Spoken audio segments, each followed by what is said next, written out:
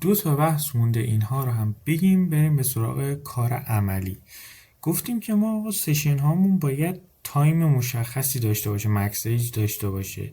سشن هامون باید اون مثلا پرووایدری که داریم، اون زبانی که داره اینو هندل میکنه، اون رو ما پنهان سازی کنیم. یعنی مثلا از اکسپرس جی اس که داریم الان استفاده میکنیم، اونو پنهان سازیش کنیم. و اینکه مسئله بعدی هم اینه که مثلا ترافیکمون رو با HTTP only بفرستیم. حالا خود آیدی هایی که تو هر سشن ایجاد میشه رو ما باید بیایم براش سیکرت مشخص کنیم. این مثلا سیکرت داخل این دوتا پارامتر یه فریز، یه به اصطلاح جمله، یه حالا مسیجی، یه چیزی این وسط میذارن.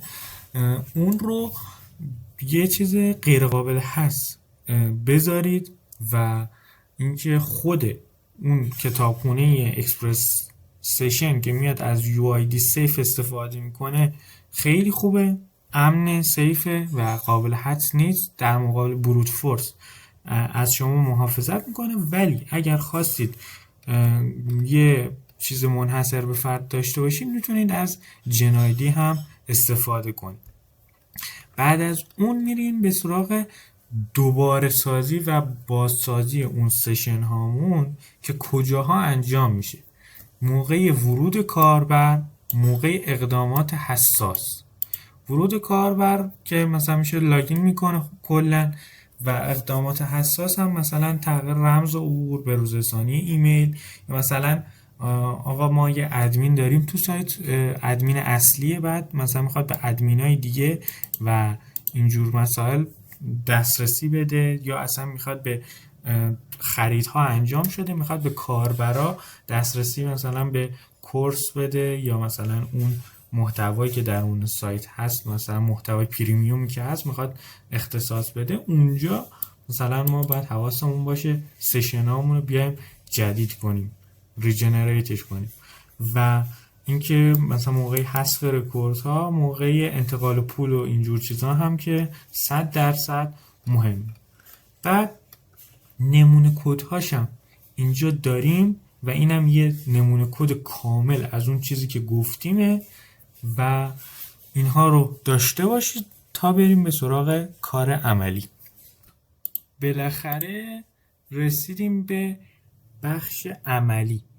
بخش عملی همیشه خیلی جذابه، چون که الان این سری و این جلسه هم میخوایم با کالی 2-3 تا کار انجام بدیم که حالا یک کمیش به خاطر اینه که حالا صرفا از خود کالی استفاده میکنم یه خورده خفم میشه، ولی خب اینه که اصل قضیه کلا همینه دیگه. یعنی مثلا ما میایم نیمو میذاریم همون SID که خود اکسپرس جی اس بوده، سیکرت هم که گذاشتیم 1 2 3، بعد مثلا یه کوکی که میخوایم بدیم گذاشتیم 7/24/60 میشه یه هفته مثلا من وقت دادم که آقا این سشن معتبره. بعد HTTP only رو گذاشتم فالس، سکیور هم گذاشتم فالس. هر کسی از راه برسه، هر ریکوستی به سایت من بده، یه کوکی بهش میدم. خب این یعنی چی؟ خب این میشه یه تنظیمات ناامن. حالا من گفتم که آقا داخل کنسول بفرسته اون طرف که داشته باشیم برای لاگ، و اینکه یه صفحه روته که هیچی تسته، و صفحه پروفایل، و بعدش هم اینکه اینا هم که برای دیباگ. خب بیس کدا رو خودم میذارم و بقیه‌شو میدم AI. حالا مثلا برای سناریوهامون بیارتش بالا. سر همین کدا AI بیس هست، شما هم میتونید برید خودتونم درست کنید و امتحان کنید، یعنی خیلی کار خاصی هم نیست. ولی خب اینجا هم 2 تا ارور داریم. 2 تا اروره برای چیه؟ حالا ارور نیست، وارنینگه. اینی که ریسیو و سیو یونیتالایز رو ما داخل اکسپرس سشن داریم که یه 2 تا بخش دیگه است داخل سشن، و اونا رو ست کنیم باز سشن شما یه مرحله امنیتش میره بالاتر. ولی چون تو بحث ایسنشیال نیست و بحث میدل لول و اینجور چیزا هست و یکم پروژه ها باید سنگین تر بشه، داخل حالا بحث ما اینجا نمی گنجه. حالا من رو پورت 3000 دارمش.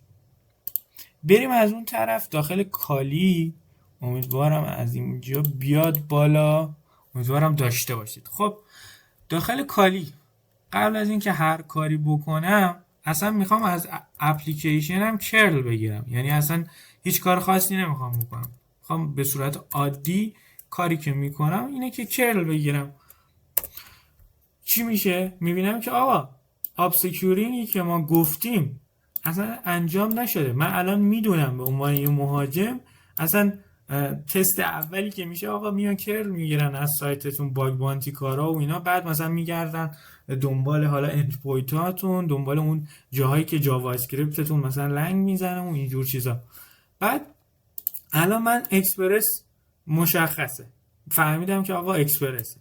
بعد کوکیم که اصلا کلا همینجوری کوکی رو داره بهم میده و من میتونم اینجا ببینمش. بعد از اون مثلا تستم بکنیم، یه بار دیگه هم بگیریم، اینجا دوباره الان کوکیم عوض شد، اینجا آتی اینجوری CAC بوده، اینجا شده یه چیز دیگه، دوباره بگیرم میشه یه چیز دیگه. و حالا جالبیش اینه که حالا این ست کوکی هایی که شده، من اگه مثلا لاگین بودم یا موردی بود اینجوری بود، من با همون سشنی که وارد هست میتونم بیام و وارد بشم و منم همون محتویات رو ببینم. تست بعدی، تست دوم، یعنی در واقع ما حالا حمله انجام نمیدیم، داریم تست رو انجام میدیم. تست دوم میشه آقا توسط وایرشارک، یعنی من اومدم شنود گذاشتم روی اون سایت و میخوام تمام اون http.set کوکی ها رو بیام و ببینم. چرا؟ چون اینجا هم مشخصه داخل کرل هم اون چیزی که از طرف وب سرور داده میشه به عنوان کوکی با پارامتر http.set کوکی ارسال میشه و ما میتونیم ببینیش. الان من به عنوان یه مهاجم بیام آقا اصلا یه کرل دیگه بگیرم، بیام و اینجور پیدا کنم، مستقیم اومدم اون کوکی و چیزهایی که اون مثلا طرفی که وارد شده رو دارم.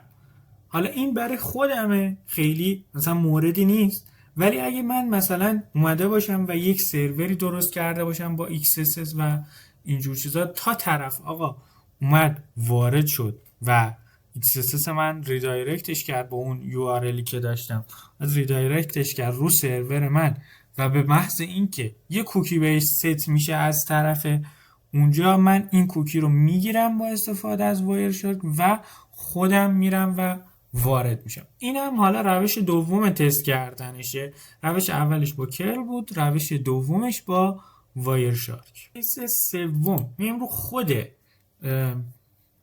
اون سایت و وب سروری که داریم تست میکنیم.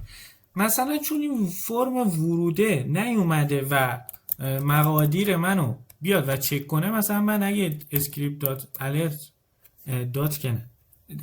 الرت رو بنویسم و داکیومنت دات کوکی رو بیام و ازش بخوام، خب این به هم برمیگردونه. چرا؟ حالا رمزم که مهم نیست، حالا رمز هر چی باشه مهم نیست، میاد به هم برمیگردونه و به XSS آسیب پذیره. چرا؟ چون ما HTTP اونلیمون فالس بود و من اینجا ورود رو بزنم برمیگردونه کوکی رو که دقیقا همون فلگ پرایز یا اون نتیجه نهایی هست که میخواد یه نفوذگری. خب من اومدم که سرور سیفم رو هم ران کردم.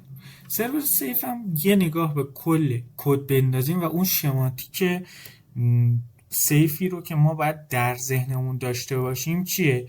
اینه که ما اول یه ماژولی داشته باشیم، مثلا مثل کریپتو که داخل خود نود.js هست، میشه ازش استفاده کنی که بیاد برامون یه بایت رندومی رو ایجاد کنه، یه کریپتوگرافی رندومی رو ایجاد کنه که من بیام بزنم اضافه کنم به اپ سشنم و یا سیکرت هام رو از روش جنریت کنم. بعد اینکه ما قبلا هم گفتیم باید بیام استفاده کنیم از مثلا هدرهای امنیتی. مثلا اینجا حالا یه چند تاش خارج از اون جایی که درس دادیم، اینه که X content type optionمون نو اسنیف باشه، یعنی نتونن بیان داخل اون کپچرهای نتورکی مثلا کوکی ما رو ببینن و اینجور چیزها رو بتونن رو شنود بذارن. و XFrame آپشن بسته باشه، XSS هم بسته باشه.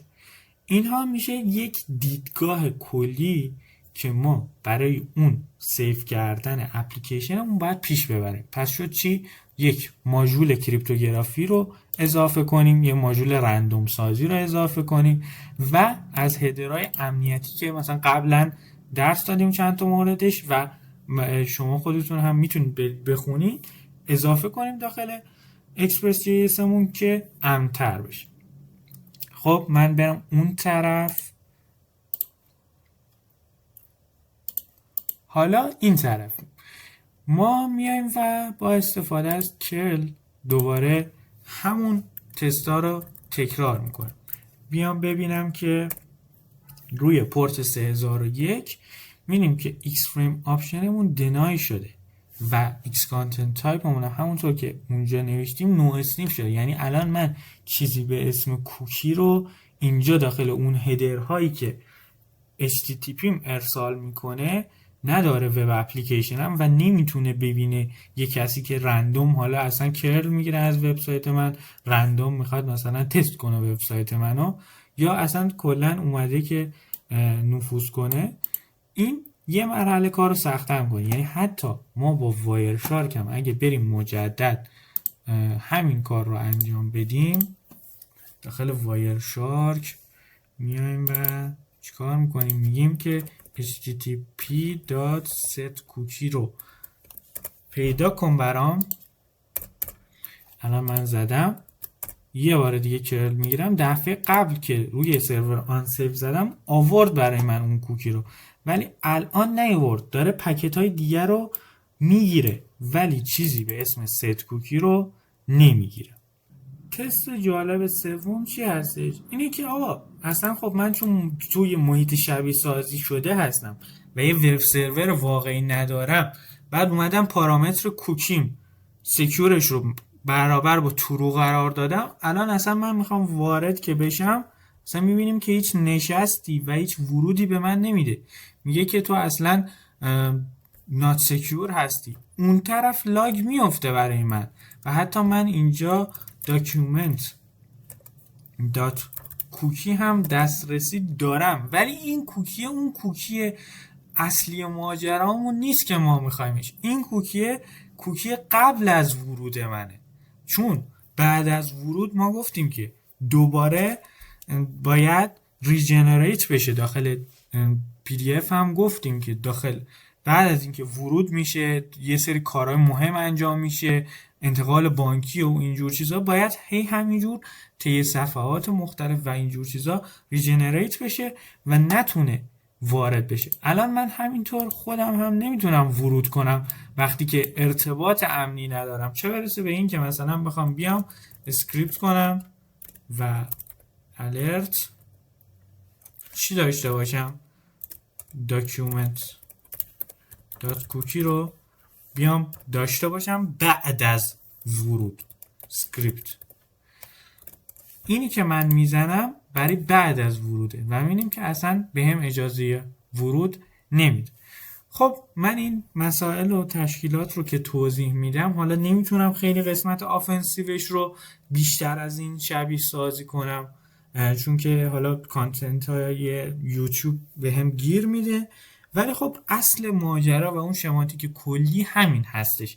امیدوارم براتون مفید بوده باشه و اون اصل مطلب این که چطوری دیدگاهتون باشه که امن کد بزنید داخل نود.js رو دریافت کرده باشید و اون تهدیداتی که داره شما رو مورد آزار قرار میده و شما رو تهدید میکنه به اصطلاحی دیگه.